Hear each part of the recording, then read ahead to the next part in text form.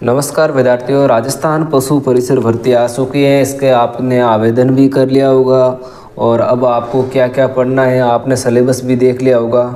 उसमें एक छोटा सा टॉपिक राजनीति का भी है, जैसे कि सामान्य राष्ट्रपति क्या होता है, उपराष्ट्रपति क्या होता है, प्रधानमंत्री कौन होता है, उनको शपथ कौन दिलाता है।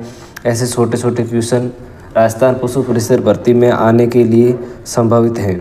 उनके लिए अब आपको शॉर्ट एंड ट्रिक से एक पेज के माध्यम से आपको पूरा डायग्राम बनाकर आपके सामने मैं आपको एक बार पढ़ा देता हूं और बाद आपको इसको रोज़ाना रिवीजन करना है।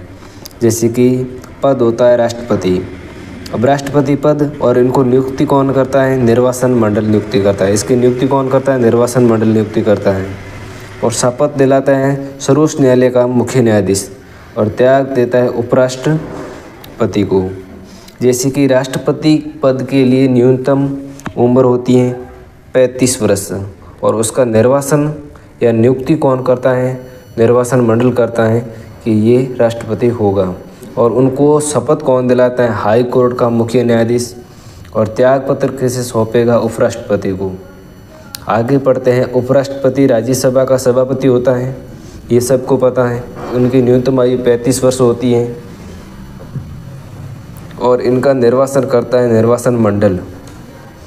और उपराष्ट्रपति को नियुक्ति और नियुक्ति करता है, नियुक्ति और निर्वाचन करता है निर्वाचन मंडल और उनको शपथ दिलाता है राष्ट्रपति।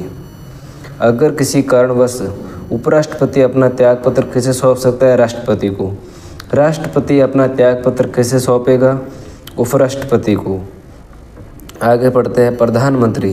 प्रधानमंत्री का नियुक्ति या निर्वाचन कौन करेगा? राष्ट्रपति द्वारा नियुक्त किया जाएगा उसको और शपथ भी राष्ट्रपति दिलाएगा और त्यागपत्र भी प्रधानमंत्री का राष्ट्रपति को सौंपेंगे। प्रधानमंत्री अगर किसी कारणवश अपना त्यागपत्र सौंपना चाहते हैं तो वो राष्ट्रपति को सौंपेंगे और उनको प्रधानमंत्री को शपथ कौन दिलाता है? तो राष्ट्रपति दिलाता है। आगे पढ़ते हैं। लोकसभा का अध्यक्ष। लोकसभा का अध्यक्ष को नियुक्त कौन करता है? बहुमत के द्वारा ये नियुक्त होते हैं और इनकी कोई शपथ लोकसभा की नहीं होती है। इनमें से आपको एक ऑप्शन दिखेगा कोई नहीं। जैसे कि लोकसभा के अध्यक्ष की शपथ कौन दिलाता है? जैसे मुख्य न्यायाधीश, ऐसे 4 ऑप्शन हो गए और 5वां या 6वां ऑप्शन होगा कोई नहीं। उसमें आपको कोई नहीं इसका राइट आंसर होगा। आपको ऑप्शन को बारीक से पढ़ना है और सवाल को समझ के बाद में ऑप्शन को पढ़ना है, नहीं तो आप सवाल ऐसे घुमा कर आएंगे आपको पता ही नहीं चलेगा। आपके अनुसार सवाल सही है परंतु वो सवाल गलत होगा। ऐसे आपको सवाल को पहले पढ़ना है और बाद में आपको आंसर देना है। जल्दबाजी बिल्कुल नहीं करनी है। लोकसभा के अध्यक्ष की उम्र होती है 25 वर्ष न्यूनतम और इस बहुमत द्वारा नियुक्त होता है और लोकसभा का उपाध्यक्ष को अपना त्यागपत्र सौंपेगा। सेम ही वही है। लोकसभा का उपाध्यक्ष वो भी बहुमत के द्वारा होता है, इनकी भी कोई शपथ नहीं होती है और इस अध्यक्ष और ये सेम ही होता है और लोकसभा के अध्यक्ष को ये अपना त्यागपत्र सौंपेगा, ये सेम ही होता है। आगे पढ़ लेते हैं। राज्यपाल। राज्यपाल की न्यूनतम आयु होती है 35 वर्ष। इनको नियुक्त करते हैं राष्ट्रपति और इनको शपथ दिलाता है कौन? हाई कोर्ट के मुख्य न्यायाधीश, मतलब उच्च न्यायालय के मुख्य न्यायाधीश को शपथ दिलाएगा और वे त्यागपत्र अपना राष्ट्रपति को सौंपेगा। राज्यपाल। अब आता है मुख्यमंत्री। मुख्यमंत्री की न्यूनतम आयु भी 25 वर्ष होती है। ये महाधिवक्ता भी कहते हैं इनको और इनकी नियुक्ति राज्यपाल करेगा और इनको शपथ भी राज्यपाल दिलाएगा और त्यागपत्र भी राज्यपाल को ही सौंपेगा। अगर किसी कारणवश मुख्यमंत्री को अपना त्यागपत्र सौंपना होगा तो राज्यपाल को सौंपेगा और इनको नियुक्त भी राज्यपाल ही करेगा। हाई कोर्ट के मुख्य न्यायाधीश और अन्य न्यायाधीश की कौन नियुक्त करता है? हाई कोर्ट के मुख्य न्यायाधीश को भी कौन नियुक्त करता है? अन्य न्यायाधीशों जो होते हैं उनको नियुक्त कौन करता है? राष्ट्रपति करता है। शपथ राज्यपाल दिलाता है, ये ध्यान रखना। त्यागपत्र राष्ट्रपति को सौंपता है। अगर सवाल ये आ गया हाई कोर्ट के मुख्य न्यायाधीश को नियुक्त कौन करता है तो आपका आंसर होगा राष्ट्रपति। तो आपका आंसर होगा राष्ट्रपति। अगर पूछ लिया जाए हाई कोर्ट के मुख्य न्यायाधीश और अन्य न्यायाधीशों को शपथ कौन दिलाता है, तो होगा राज्यपाल। अगर किसी कारणवश मुख्य न्यायाधीश भी कह देते कि मुझे त्यागपत्र चाहिए, तो वो अपना त्यागपत्र राष्ट्रपति को सौंपेगा, और मुख्यमंत्री अपना त्यागपत्र किसे सौंपेगा, राज्यपाल को सौंपेगा। इन सवालों में आपको कंफ्यूज बिल्कुल नहीं होना है। ये एक ही पेज आपको याद करने में काफ़ी टाइम लगे, क्योंकि ये सब सवाल घुमाकर पूरा निचोड़ है। ये पूरा फैक्ट के साथ आपको बताया गया है। ये आप ध्यान से पढ़ोगे तो आपको ये समझ में आएगा। आगे पढ़ते हैं।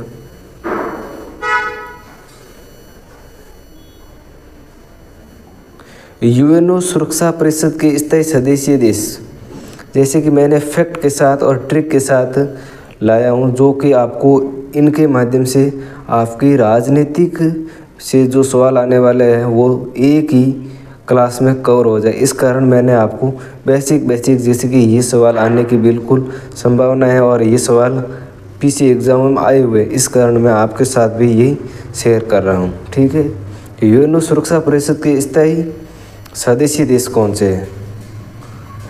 सदस्य देश कौन से हैं? जैसे कि आप पढ़ते हैं, ट्रिक है रूस का फेस, मतलब रू यानी रूस, एफ यानी फ्रांस, ए यानी अमेरिका, सी यानी चीन, ई यानी इंग्लैंड। हमको ये पढ़ना है। जैसे कि दोबारा पढ़ते हैं, यूएनओ सुरक्षा परिषद के स्थायी सदस्य देश कौन से हैं?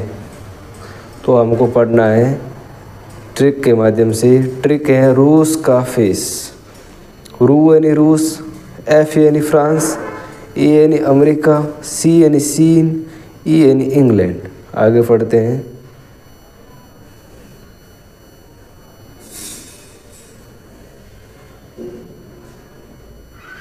विधान परिषद वाले राज्य, इनके अलावा बाकियों में विधानसभा होती है और इनमें विधान परिषद भी होती है। जैसे कि ट्रिक है आम यूपी में बिकते। ट्रिक कितनी बेस्ट है, देखो आप ये ट्रिक कितनी बेस्ट है, देख लीजिए आप क्या कह रहा है। आम यूपी में बिकते हैं। विधान परिषद वाले राज्य आम यूपी में बिकते हैं। जैसे इन ट्रिक पढ़ते हैं, आ से हो गया आंध्र प्रदेश, माँ से हो गया महाराष्ट्र, यूपी से हो गया उत्तर प्रदेश, बी से हो गया बिहार, का से हो गया कर्नाटक, ते से हो गया तेलंगाना। ये ट्रिक आपको याद करनी है। विधान परिषद वाले राज्य, इनको आप छोटा सा ट्रिक कर लीजिए, जहाँ पे आप जैसे कि छोटी पर्ची बनाकर अपने जेब में डाल दीजिए और कहीं फ़ोन निकालते समय, पैसे निकालते समय उसमें समझ बाहर आएगी। कहीं आप रास्ते में जा रहे हैं, आपको जाना तो किसी काम बस जाना ही पड़ेगा, तो आप जैसे कि जाते जाते क्या करें, ये पर्ची निकालें, ऐसी छोटी छोटी पर्चे बनाकर आप याद कर सकते हैं। और याद करने का सबसे बेसिक ट्रिक यही है, जहाँ भी जाओ थोड़ा बहुत पढ़ लिया करो।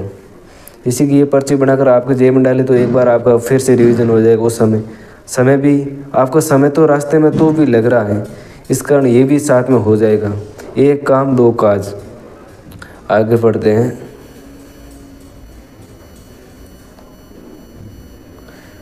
एक मैं आपको ये संविधान के अनुच्छेद हैं जो आपको अच्छी तरीके से बता देता हूँ। संविधान के अनुच्छेद 70 से 76 और से 81 से है ये अनुच्छेद है। इनके बारे में बेसिक डिटेल है। ये अनुच्छेद बहुत ही एग्ज़ाम में पूछे गए हैं और पूछे भी जाएंगे, ये मैं आपको कह देता हूँ। इनकी ट्रिक है महान कार्य करती हैं सरला। जैसे कि महान यानी महान्यायवादी, आपको ये अनुच्छेद जैसे 76 पर महान्यायवादी और 77 पर भारत सरकार के कार्य करती हैं। अब महान्यायवादी करती हैं प्रधानमंत्री के कर्तव्य, ऐसे हो 78 पर। और शाह पर होता है संसद, रा पर होता है राज्यसभा और ला पर होता है लोकसभा।